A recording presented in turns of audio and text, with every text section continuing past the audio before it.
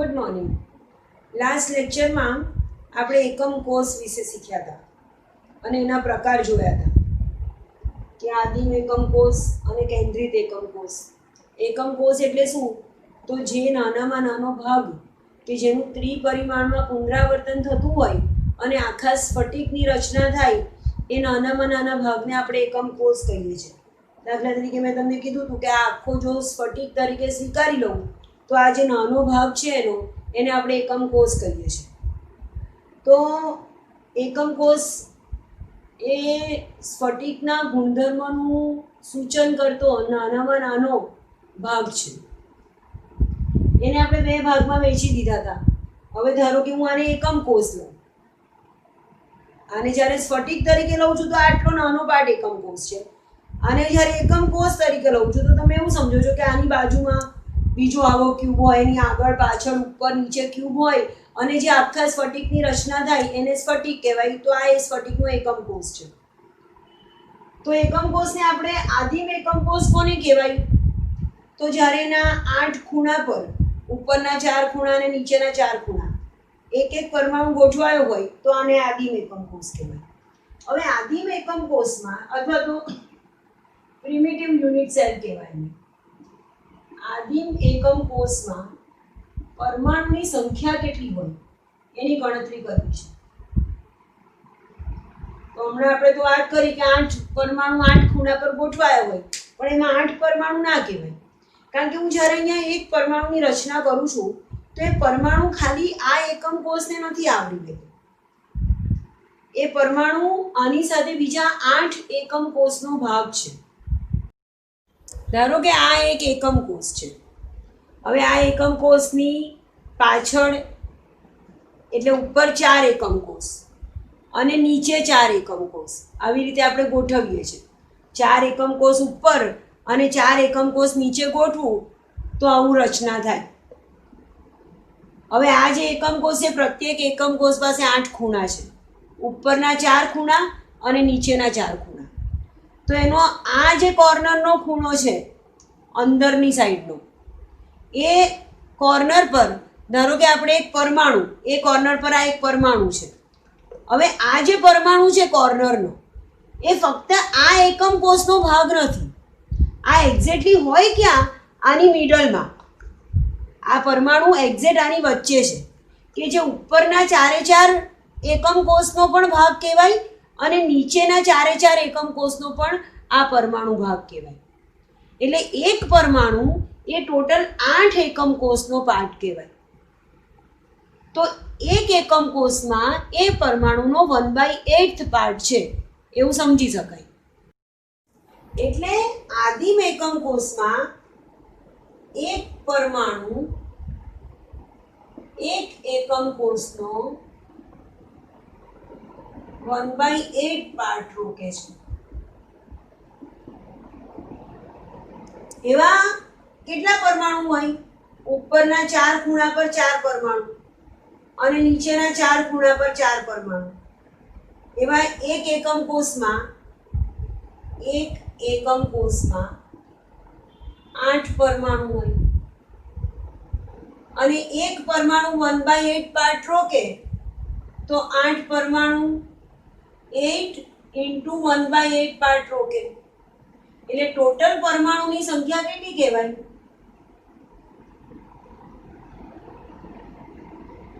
1.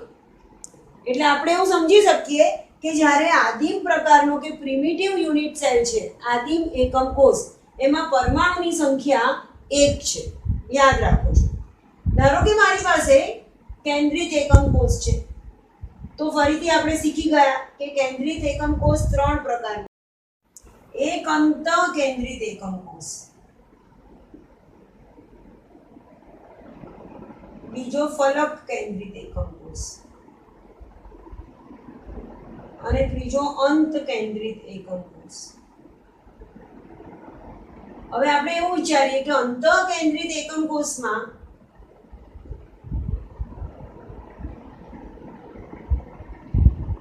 એક એકમ કોષમાં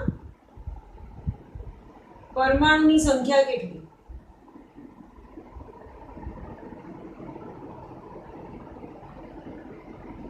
તો અંતઃકેન્દ્રિત એકમ કોષ કોને કહેવાય? કે એમાં 8 ખૂણા પર 8 પરમાણુ તો હોય જ.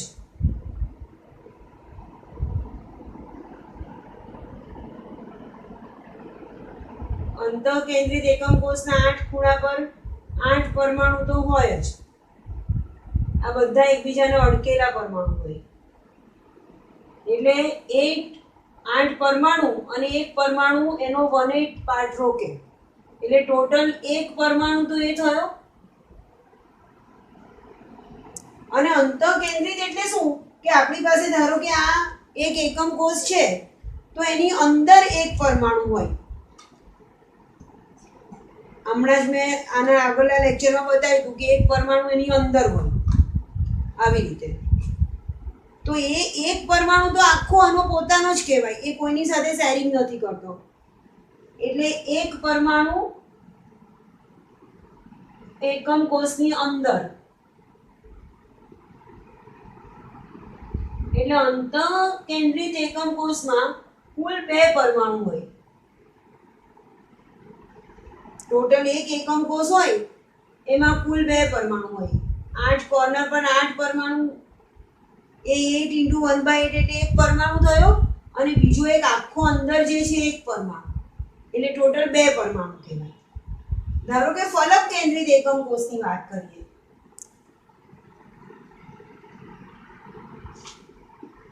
તો ફલક કેન્દ્રિત એકમ કોષમાં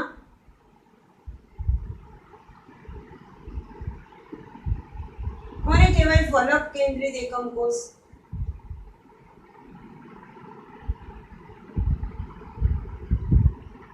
કે એના 8 ખૂણા પર 8 પરમાણુ તો હોય જ.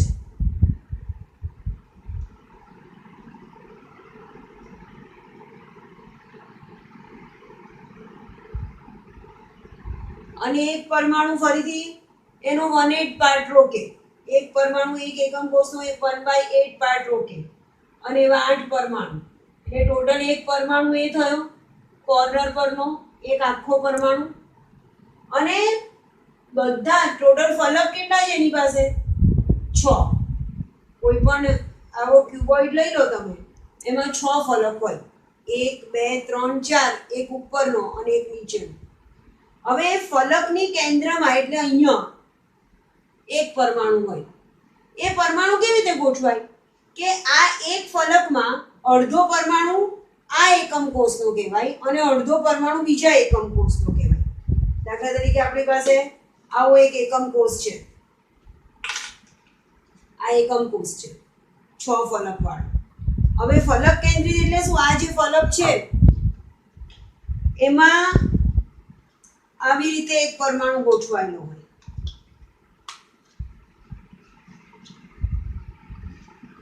એટલે અડધો પરમાણુ એ આ એકમ કોષનો કહેવાય. આટલી જે બોર્ડર છે એટલો જ એકમ કોષ કહેવાય. એની બહારનું આ એકમ કોષનું ના કહેવાય. તો અડધો પરમાણુ આ એકમ કોષનો છે અને બાકીનો અડધો પરમાણુ બીજા એકમ કોષનો છે. એટલે કે એક પરમાણુ કુલ 2 એકમ કોષને કવર કરે છે એવું કહેવાય ફલક કેન્દ્રિતમાં. તો ટોટલ 6 ફલક છે અને એક પરમાણુ 2 એકમ કોષને કવર કરતું હોય તો એક એકમ કોષમાં એક પરમાણુનો અડધો ભાગ છે, 1/2 પાર્ટ. એટલે 6 × 1/2 એટલે 3 પરમાણુ ફલક પરના. એમ કરીને કુલ 3 ને 4 પરમાણુ કહેવાય. જ્યારે ફેસ સેન્ટર્ડ અથવા તો ફલક કેન્દ્રિત, આને FCC તરીકે ઓળખીએ છીએ આપણે, ફેસ સેન્ટર્ડ ક્યુબિક સેલ, ફલક કેન્દ્રિત એકમ કોષ. તો એ પ્રકારના કોષમાં એક પરમાણુ કોર્નર પરનો ગણાય આખો, બધા થઈને એક. અને આ જે એક ફલક છે એની પર એક એકમ કોષ છે, પણ આ એકમ કોષ એની પર એક પરમાણુ છે, પણ આ એકમ કોષમાં એનો અડધો જ ભાગ કહેવાય. તો એવા 6 પરમાણુ 6 ફલકના અને અડધા અડધા મળીને કુલ 3 પરમાણુ કહેવાય. એટલે કુલ 1 અને 3 4 પરમાણુ FCC માં છે એવું કહેવાય. અને ત્રીજા પ્રકારનો જે એકમ કોષ છે, કેન્દ્રિત એકમ કોષનો ત્રીજો પ્રકાર, કે જેને આપણે અંત કેન્દ્રિત એકમ કોષ કહીએ છીએ. અંત કેન્દ્રિત એકમ કોષ કોને કહેવાય? એમાં પણ 8 ખૂણા પર 8 તો બધામાં જ હોય. 8 ખૂણાના 8 પરમાણુ તો બધી જ ટાઈપમાં હોય. એટલે ટોટલ 8 into 1/8 એટલે એક પરમાણુ કોર્નર પરનો ગણવાનો. અંત કેન્દ્રિત કોને કહેવાય? કે કાં તો ઉપરની અને નીચેની ફલક પર એક એક પરમાણુ હોય અથવા તો બે બાજુના ફલક પર એક એક પરમાણુ હોય. 8 કોર્નર પર 8 સિવાય કાં તો ઉપર અને નીચે એક એક પરમાણુ હોય, કાં તો આ બે બાજુ પર એક એક પરમાણુ હોય અથવા તો આ બે બાજુ પર એક એક પરમાણુ હોય. અને ફલક પરનો એક પરમાણુ આ એકમ કોષમાં અડધો પાર્ટ રોકે એવું કહેવાય. તો ઉપર અને નીચે ધારો કે આપણે સમજી લઈએ કે બે પરમાણુ છે તો બે પરમાણુ into 1/2, કારણ કે ફલક પર છે એટલે અડધો જ કહેવાય. તો ટોટલ એક પરમાણુ એક, તો કુલ એક ને એક બે પરમાણુ કહેવાય. એન્ડ સેન્ટર્ડ અંત કેન્દ્રિત એટલે ECC કહેવાય. અંત કેન્દ્રિત ગમે તે બે છેડા પરના ફલક પર પરમાણુ હોય તો એને અંત કેન્દ્રિત કહેવાય કે જેમાં બે પરમાણુ હોય. એટલે આપણે એક ચાર્ટ બનાવીએ છીએ અને યાદ રાખીએ છીએ કે જે આદિમ એકમ કોષ છે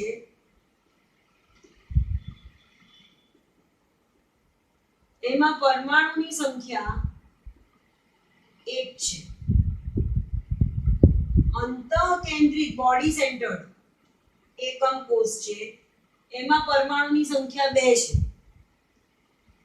ફલક કેન્દ્રિત FCC ફેસ સેન્ટર્ડ એકમ કોષ છે એમાં કુલ 4 પરમાણુ છે એક એકમ કોષમાં. અને અંત કેન્દ્રિત ECC એના એક એકમ કોષમાં 2 પરમાણુ છે. આવું આપણે યાદ રાખીએ છીએ. એકમ કોષમાં કયા પ્રકારનો એકમ કોષ છે એને આધારે આપણે પરમાણુઓની સંખ્યાની ગણતરી કરી. એના પછી આપણે શીખવાનું છે કે સંવૃત સંકુલિત રચનાઓ. સંવૃત સંકુલન એટલે ક્લોઝ પેકિંગ. તમે એક ડબ્બામાં લખોટી ભરવાની હોય તો ધારો કે લખોટી પરમાણુ તરીકે વર્તે તો બને ત્યાં સુધી ગોઠવણી એવી હોય કે એકબીજાની લખોટી નજીક નજીક ગોઠવાય. પ્રયત્ન એવો થાય કે બને એટલી ખાલી જગ્યા ઓછી જાય, બધી જગ્યા ભરાઈ જાય. તો એને ક્લોઝ પેકિંગ સ્ટ્રક્ચર કહેવાય, સંવૃત સંકુલિત રચના. તો પરમાણુઓની ગોઠવણી પણ એવી જ રીતે થતી હોય કે ઘન પદાર્થોમાં ઘટક કણો ન્યૂનતમ ખાલી જગ્યા એટલે ઓછામાં ઓછી ખાલી જગ્યા છોડી અને સંવૃત સંકુલિત એટલે ક્લોઝ પેકિંગ રચના હોય. એનો અલગ અલગ ટાઈપ હોય. તો આપણે એની ક્લોઝ પેકિંગ રચના જોવાની છે. તો ઘટક કણોની ત્રિપરિમાણીય રચનાના વારાફરતી એક એક સોપાન કે એક પરિમાણીય રચના કેવી હોય, દ્વિપરિમાણીય કેવી બને અને ત્રિપરિમાણીય રચના એક્ઝેક્ટલી કેવી હોઈ શકે. તો જ્યારે એક પરિમાણીય રચનાની વાત કરતા હોઈએ તો એક જ અક્ષ ઉપર આવી રીતે આપણે ખાલી એક અક્ષ ઉપર પરમાણુઓ ગોઠવી દેવાના. એક્સ અક્ષ ઉપર પરમાણુ ગોઠવ્યા તો એકની બાજુમાં બીજો, એની બાજુમાં ત્રીજો, એવી રીતે પરમાણુ ગોઠવાય. અને એક પરમાણુને અડકીને જેટલા પરમાણુ ગોઠવાયેલા હોય એને પરમાણુનો સવર્ગાંક કહેવાય. કોઈ રચના હોય એમાં તમને પૂછે કે એનો સવર્ગાંક કેટલો, તો તમારે ગણતરી કરવી પડે કે એને અડકીને કેટલા પરમાણુ ગોઠવાયા છે.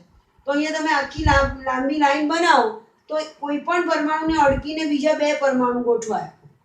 એટલે જ્યારે એક પરમાણુની ગોઠવણીની વાત કરતા હોઈએ તો એનો સવર્ગાંક 2 કહેવાય. એક પરિમાણીય પછી દ્વિપરિમાણીય ગોઠવણીની વાત કરીએ આપણે બીજું સોપાન, તો એ એક્સ અક્ષ ઉપરાંત વાય અક્ષ ઉપર પણ પરમાણુઓ ગોઠવાય. જ્યારે ખાલી એક્સ અક્ષ ઉપર પરમાણુ ગોઠવાતા હતા તો આપણે એને એક પરિમાણીય કહેતા હતા. હવે વાય અક્ષ ઉપર પણ પરમાણુ ગોઠવાય છે તો એને આપણે દ્વિપરિમાણીય ગોઠવણી કહીએ છીએ. તો દ્વિપરિમાણીય ગોઠવણી 2 રીતે થઈ શકે. અથવા તો એ ગોઠવણી આવી હોય કે નીચેના જે પરમાણુ છે એની એક્ઝેક્ટ ઉપર જ ઉપરના પરમાણુ ગોઠવાય. જે નીચેના પરમાણુની ગોઠવણી છે એક્ઝેક્ટ એની ઉપર જ બીજું લેયર, એક્ઝેક્ટ એની ઉપર જ ત્રીજું લેયર, આવી રીતે ગોઠવણી થાય. તો આ ટાઈપની ગોઠવણીમાં પરમાણુઓની ગોઠવણી એક સરખી છે એટલે એને આપણે એ પ્રકારની, આ પણ એ પ્રકારનું બંધારણ, ઉપરનું પણ એ પ્રકારનું બંધારણ, તો આને આપણે એ પ્રકારની ગોઠવણી કહીએ છીએ. બીજું અહીંયા તમે જો કોઈ પણ વચ્ચેનો એક પરમાણુ લઈ લો તો એ બીજા કેટલા પરમાણુના સીધા સંપર્કમાં છે? તો એ બીજા 1, 2, 3 અને 4 પરમાણુને અડકેલ છે, તો એનો સવર્ગાંક કહેવાય. અને જ્યારે આવી રીતે બંધારણ દોરીએ આપણે, 4 પરમાણુના જે અડકે છે એને ભેગા કરી દઈએ તો ચોરસ પ્રકારનું બંધારણ થાય છે. એટલે દ્વિપરિમાણમાં જે એ પ્રકારની ગોઠવણી છે એને આપણે ચોરસ સંવૃત સંકુલન કહીએ છીએ. સંવૃત સંકુલન એટલે ક્લોઝ પેકિંગ. આ દ્વિપરિમાણીય છે અને જ્યારે એનો સવર્ગાંક 4 હોય અને એનું આપણે આવું બંધારણ દોરીએ તો ચોરસ જેવું દેખાય છે, એટલે એને આપણે ચોરસ સંવૃત સંકુલન પ્રકારની રચના કહીએ છીએ. પણ આ જ ગોઠવણી આવી રીતે પણ થઈ શકે કે એક પ્રકારના જે એ પ્રકારનું જે બંધારણ છે, આ એ પ્રકારનું બંધારણ છે અને એની વચ્ચેના જે અવનમન એને ખાડા કહેવાય. આ એ પ્રકારનું બંધારણ છે, અહીંયા જે ખાલી જગ્યા પડી એને એનું અવનમન, ડિપ્રેશન કહો, ખાડા કહો, એનું અવનમન કહો, એમાં બીજો પરમાણુ ફિટ થાય છે. આ એ પ્રકારનું જે બંધારણ છે એની વચ્ચે જે ખાડા પડે છે એમાં એ બી પ્રકારની ગોઠવણી છે. તો આને જો હું એ પ્રકારની ગોઠવણી કહું તો આ એના કરતાં અલગ બંધારણ છે, ગોઠવણીનો પ્રકાર બદલાઈ ગયો, તો આને હું બી પ્રકારની ગોઠવણી કહું, બી. અને જો ત્રીજી રો એના પર ગોઠવું આના ડિપ્રેશનમાં, આના ખાડામાં, તો એ વળી પાછી એક્ઝેક્ટ એ જેવું જ બંધારણ આવે. એના પર ચોથી ગોઠવણી કરું તો આ જે ગ્રીન બોલના પરમાણુ છે એના જેવું બંધારણ આવે. તો એ ટાઈપના બંધારણને અથવા તો એ પ્રકારની ગોઠવણીને આપણે એબી પ્રકારની ગોઠવણી કહીએ છીએ. અને અહીંયા તમે જુઓ કે ધારો કે કોઈ પણ એક મધ્યસ્થ પરમાણુ લઈ લો તો એની આજુબાજુ એને અડકીને ગોઠવાયેલા પરમાણુની સંખ્યા 6 થશે. 1, 2, 3, 4, 5 અને 6, એટલે એનો સવર્ગાંક 6 કહેવાય. અને આ જે ષટકોણીય રચના બને છે એટલે એને ષટકોણીય સંવૃત સંકુલન કહેવાય. તો દ્વિપરિમાણમાં બે પ્રકારની ગોઠવણી હોય, એકને ચોરસ સંવૃત સંકુલન અને એકને ષટકોણીય સંવૃત સંકુલન. ષટકોણીય સંવૃત સંકુલન પ્રકારની જે રચના છે એમાં પરમાણુઓ વચ્ચેની જગ્યા ઓછી, ખાલી જગ્યા ઓછી હોય છે, વધારે ક્લોઝ પેક રચના છે, વધારે સંવૃત સંકુલિત રચના છે, ઓછી મુક્ત જગ્યા છે અને એની ગોઠવણી વધારે સક્ષમ છે.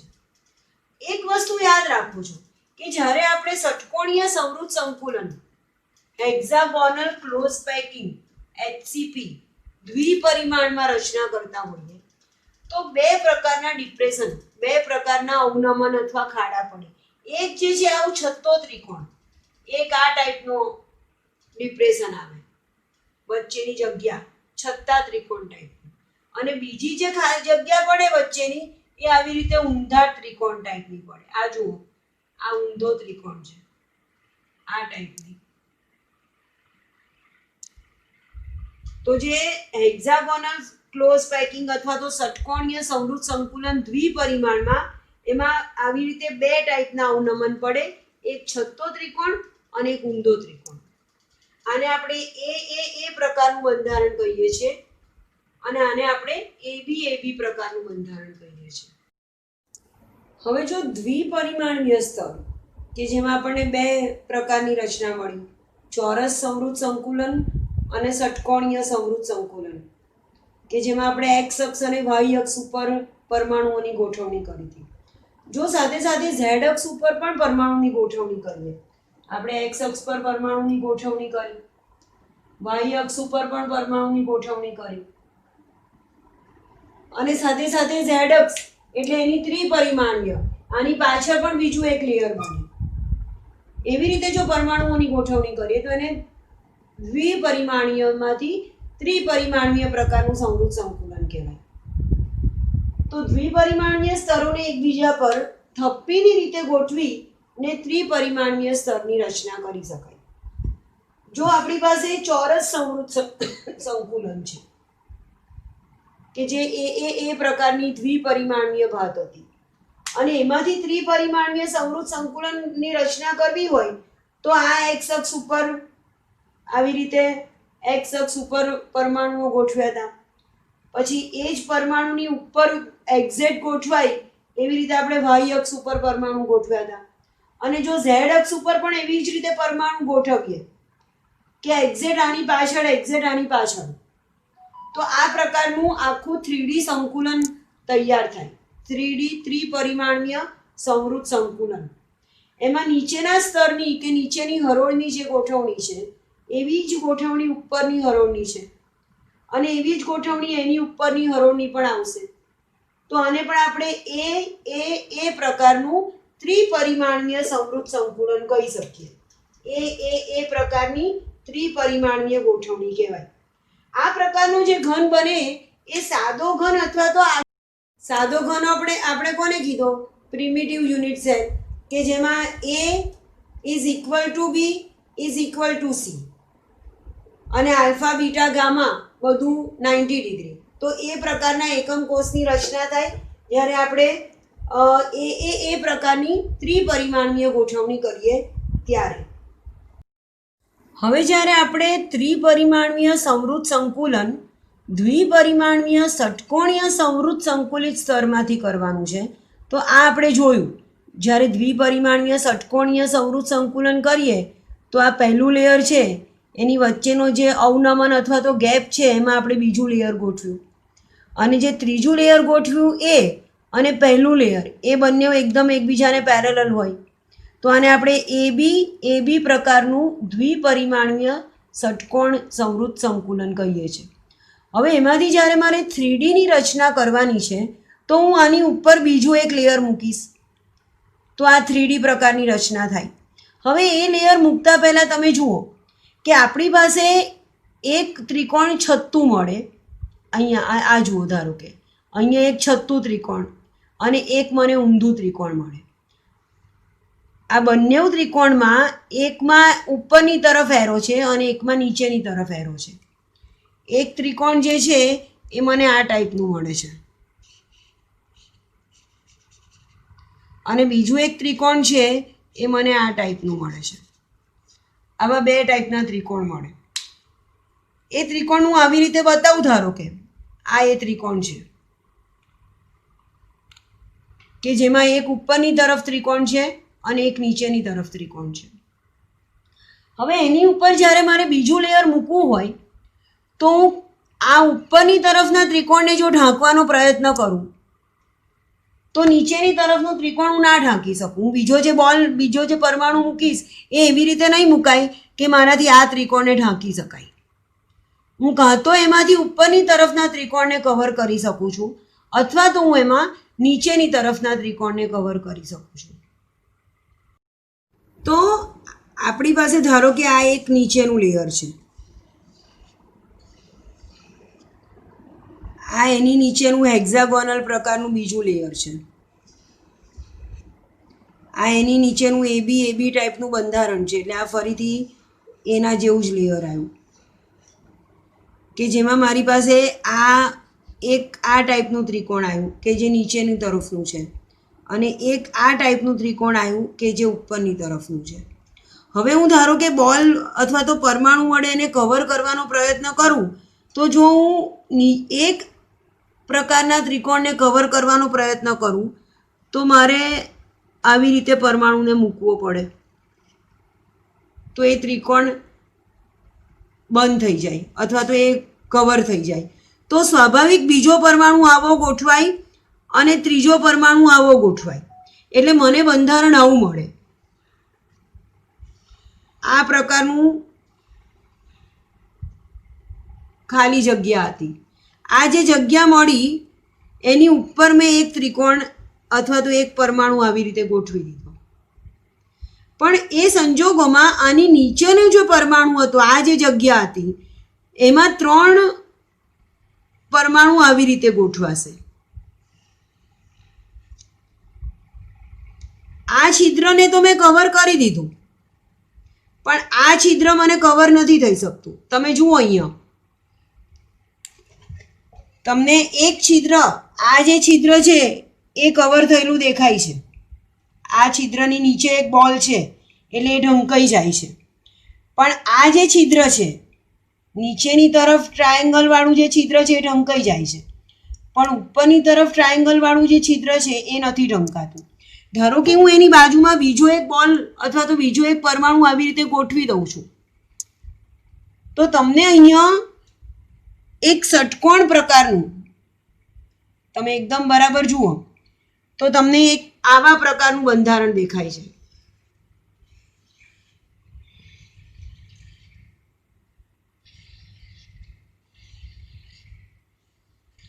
આવું દેખાય એટલે તમને વચ્ચે એક આવું છિદ્ર દેખાય છે. આવું છિદ્ર હજી એ કવર નથી થયું પૂરેપૂરું, આવું એક છિદ્ર દેખાય છે. તો આ પ્રકારનું જે બંધારણ હતું કે જેને તમે કવર કરી શકો છો બોલથી, એની આંતરિક રચના એને આપણે ટેટ્રાહેડ્રલ ટી વડે બતાવીએ છીએ. અને આ પ્રકારનું બંધારણ કે જેને તમે કવર નથી કરી શક્યા, એની આંતરિક રચના એને આપણે ઓક્ટાહેડ્રલ ઓ વડે બતાવીએ છીએ. દ્વિપરિમાણીય ષટકોણીય સંવૃત સંકુલિત સ્તર કે જેને મારે પેપર પર બતાવવું હોય તો આ જે બ્લેક પરમાણુ જે બતાવ્યા છે બ્લેક પેનથી, એ પહેલું લેયર છે. આવું આ પહેલું લેયર કે જે ધારો કે એ પ્રકારનું છે, અને એના પર જે બીજું લેયર ગોઠવું છું આ બીજું લેયર છે. આ પહેલા લેયરની ઉપર બીજા લેયરની ગોઠવણી, આ બીજું લેયર છે કે જે મેં બ્લુ પેનથી બતાવ્યું છે. અને તમને દેખાય છે કે મેં જે ડાર્ક સર્કલ ડાર્ક કર્યું છે એ પરમાણુથી ઢંકાઈ ગયેલું છે છિદ્ર, અને આ જે છિદ્ર છે એ નથી ઢંકાયેલું. તો જે છિદ્ર ઢંકાઈ જાય છે એને આપણે ટી સંજ્ઞા વડે બતાવીએ છીએ, અને જે છિદ્ર નથી ઢંકાતું એને આપણે ઓ સંજ્ઞા વડે બતાવીએ છીએ. અથવા તો તમે ઉપરની તરફ એરોવાળા છિદ્રને ટ્રાયેંગલને ઢાંકી શકો, અથવા તો તમે નીચેની તરફ એરોવાળા ટ્રાયેંગલને ઢાંકી શકો. બંને એક સાથે ના ઢંકાય. જે ઢંકાઈ જાય છે એમાં સમચતુષ્ફલકીય બંધારણ થાય છે, એને આપણે સમચતુષ્ફલકીય છિદ્ર એટલે ટી ટેટ્રાહેડ્રલ ટી વડે બતાવીએ છીએ. અને જે નથી ઢંકાતું એને આપણે અષ્ટફલકીય છિદ્ર ઓ વડે બતાવીએ છીએ. હવે આ બીજા લેયર ઉપર ત્રીજા લેયરની રચના કેવી રીતે થાય અને ત્રિપરિમાણીય સંવૃત સંકુલન ક્લોઝ પેક્ડ રચના કેવી રીતે થાય એ આપણે નેક્સ્ટ લેક્ચરમાં જોઈશું. Thank you.